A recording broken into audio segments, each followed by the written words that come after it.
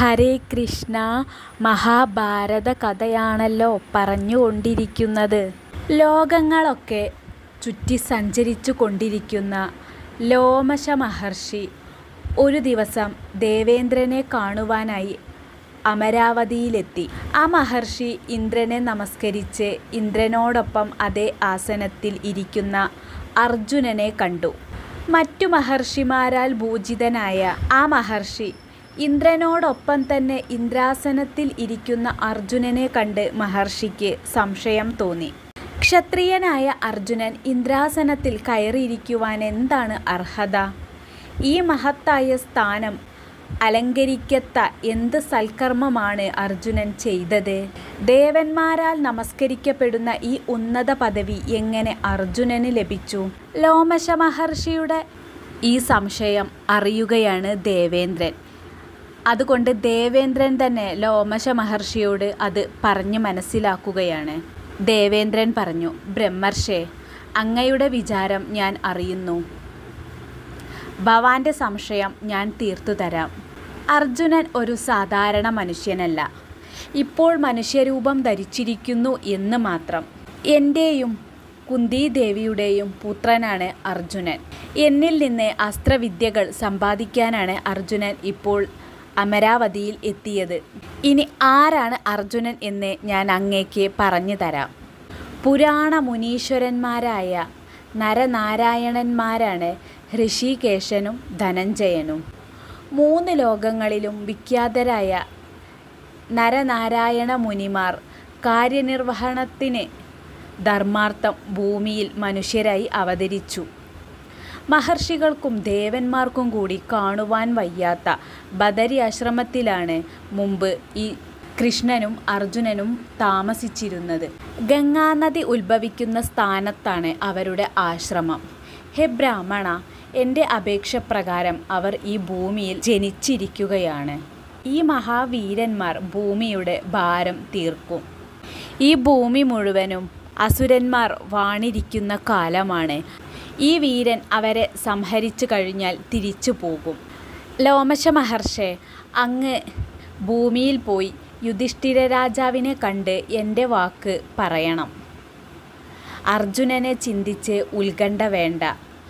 അവൻ സകല അസ്ത്രങ്ങളും നേടി ഉടനെ തിരിച്ചു വരുന്നതാണ്. മഹാമനസിയും മഹാബാഹുവും കൃതസ്ത്രനുമാണ് അർജുനൻ. അവൻ ദിവ്യങ്ങളായ നൃത്തവാദ്യഗീതങ്ങളിലും കുശലനായി തീർന്നിരിക്കുന്നു. അർജുനൻ അവിടെ കാമിക വനത്തിൽ എത്തുന്നതിനു മുൻപായി യുധിഷ്ഠിര മഹാരാജാവ് തൻ്റെ സഹോദരങ്ങളോടുകൂടെ പുണ്യതീർത്ഥങ്ങളെല്ലാം സന്ദർശിച്ച് അവയിൽ സ്നാനം ചെയ്ത് പാപം നശിച്ച് താപം കളഞ്ഞ് ജീവിക്കുക. പിന്നീട് രാജ്യം നേടി സുഖമായി വാഴും.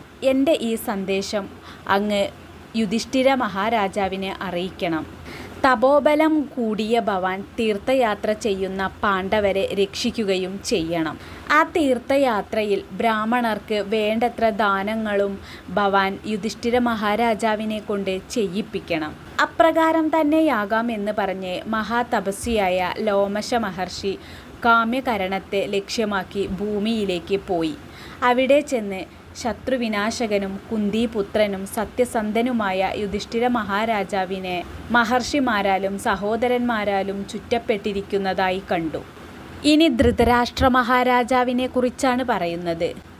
ധൃതരാഷ്ട്ര മഹാരാജാവ് വേദവ്യാസ മഹർഷി പറഞ്ഞ് അറിയുകയാണ്. അർജുനൻ്റെ ദേവേന്ദ്ര ലോകവാസത്തെക്കുറിച്ചും അമരാവതിയിലാണ് അർജുനൻ ഇപ്പോൾ താമസിക്കുന്നതുമെല്ലാം ധൃതരാഷ്ട്രർ അറിയുകയാണ്. ഇതെല്ലാം അറിയുമ്പോഴും ധൃതരാഷ്ട്രർക്ക് സ്വന്തം പുത്രനായ ദുര്യോധനൻ മൂഢാത്മാവാണ്. അവൻ ഈ ഭൂമി നശിപ്പിക്കും. ദുര്യോധനൻ മന്ദബുദ്ധിയും മഹാപാപിയും ദുർബുദ്ധിയുമാണ്. ഒരു നേരം പോക്കിനു പോലും സത്യം പറയാത്തവനാണ്. ഇങ്ങനെയുള്ള പരാതികളും പരിഭവങ്ങളുമായി കഴിയുകയാണ്. പാണ്ഡവരെല്ലാം അജയ്യ വിക്രമികളായതുകൊണ്ട് അതികഠിനമായ യുദ്ധം ചെയ്യാൻ അവർ തീർച്ചയായും ദുര്യോധനാദികൾ അടുത്തു വരുന്നതാണ്. ഭീഷ്മാചാര്യർക്കാണെങ്കിൽ പ്രായമായി. കർണനും ദുശാസനും ദുര്യോധനനും പാണ്ഡവരോട് എതിരിടാനുള്ള തക്ക ശക്തിയില്ല എന്ന് എനിക്ക് വളരെ ഭംഗിയായി അറിയാം. എൻ്റെ ഈ കുലം ഉടനെ മുടിയും. ഇതോർത്ത് ധൃതരാഷ്ട്രർ പശ്ചാത്താപിക്കുകയാണ് ഇപ്പോൾ. ധൃതരാഷ്ട്രരുടെ ഈ സംസാരം കേട്ട സഞ്ജയൻ പറഞ്ഞു, ഭവാൻ പറഞ്ഞത് പരമാർത്ഥമാണ്. ദുര്യോധനനെ പറ്റി ഭവാൻ പറഞ്ഞതൊക്കെയും ശരിയാണ്. മഹാതേജസ്വികളായ പാണ്ഡവന്മാരിൽ അവരുടെ ധർമ്മപത്നിയും യശസ്വിനിയുമായ ദ്രൗപദിയെ സഭയിലേക്ക് വലിച്ചു കൊണ്ടുവന്നത് ഏറ്റവും അമർഷമുണ്ടാക്കിയിട്ടുണ്ട്. ദുശാസനൻ്റെയും കർണൻ്റെയും ദാരുണമായ വാക്കുകൾ പാണ്ഡവരിൽ ഭയങ്കരമായി ദേഷ്യം ജനിപ്പിച്ചു. അതുകൊണ്ട് കുരുക്കൾക്ക് അവർ ഇനി മാപ്പ് കൊടുക്കില്ല. ദുര്യോധനൻ തൻ്റെ തുട ദ്രൗപദിക്ക് നഗ്നമായി കാണിച്ചു കൊടുക്കുകയാൽ ആ തുട തൻ്റെ ശക്തിയേറിയ ഗദ കൊണ്ട് 13 കൊല്ലങ്ങൾക്ക് ശേഷം അടിച്ചൊടിക്കുമെന്ന് ഭീമൻ ശപഥം ചെയ്തിട്ടുണ്ടല്ലോ. പാണ്ഡുപുത്രന്മാരെല്ലാവരും മഹാവിക്രമികളാണ്, മഹാതേജസ്വികളാണ്. അവർ സർവാസ്ത്രജ്ഞന്മാരാണ്. ദേവന്മാർക്കു കൂടിയും അവരെ ജയിക്കുവാൻ കഴിയുകയില്ല. അവരുടെ ഭാര്യയെ അപമാനിച്ചതുകൊണ്ട് വൈര്യം വളർന്ന പാർത്ഥന്മാരാൽ ക്രുദ്ധരായി അങ്ങയുടെ പുത്രന്മാരെ സകലരെയും സംഹരിച്ചു കളയുമെന്ന് ഞാൻ വിചാരിക്കുന്നു. ധൃതരാഷ്ട്രർ പറഞ്ഞു, പാഞ്ചാലിയെ സഭയിലേക്ക് കൊണ്ടുവന്നതു തന്നെ മതി അവർക്ക് വൈര്യത്തിന്. പിന്നെ ആ കർണൻ എന്തിനാണ് പുരുഷവാക്കുകൾ പറഞ്ഞത്? അവൻ ഒരു ലേശമെങ്കിലും എനിക്കൊരു സ്ഥാനവും അവൻ തരുന്നില്ല. ഈ കുരുടനെ ഒരു നിശ്ചേഷ്ട വസ്തു പോലെ മാത്രമേ അവൻ കരുതുന്നുള്ളൂ. അവൻ്റെ മന്ത്രിമാർ കുബുദ്ധികളായ ദുരാത്മാക്കളായ കർണൻ, ശകുനി മുതലായവരാണ്. അർജുനനാണെങ്കിലോ മന്ത്രം ജപിച്ച് പ്രയോഗിക്കുന്ന ദിവ്യാസ്ത്രങ്ങൾ ദേവന്മാരെ കൂടെ തളർത്തിവിടും. അർജുനൻ്റെ മന്ത്രിയും രക്ഷകനും സഖാവും സാക്ഷാൽ മധുസൂദനനാണ്, കൃഷ്ണനാണ്. 3 ലോകത്തിൻ്റെയും നാഥനായ ഹരിക്ക് ജയിക്കുവാൻ കഴിയാത്തതായി എന്തുണ്ട്? അർജുനൻ മഹേശ്വരനെ കൈകൊണ്ട് കെട്ടിപ്പിടിച്ചുവെന്ന് ഞാൻ കേട്ടല്ലോ. വലിയ അത്ഭുതം തന്നെ. പാർത്ഥന്മാർ യുദ്ധം തുടങ്ങിയാൽ എൻ്റെ പുത്രന്മാർ ബന്ധുവർഗത്തോടുകൂടെ നശിച്ചു പോകുമെന്ന കാര്യം തീർച്ചയാണ്.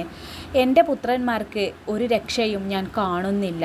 അർജുനനും ഭീമനും വാസുദേവനും സാത്വികിയും കയർത്താൽ പിന്നെ എൻ്റെ മക്കൾക്ക് രക്ഷ എവിടെ? ഹരേ കൃഷ്ണ.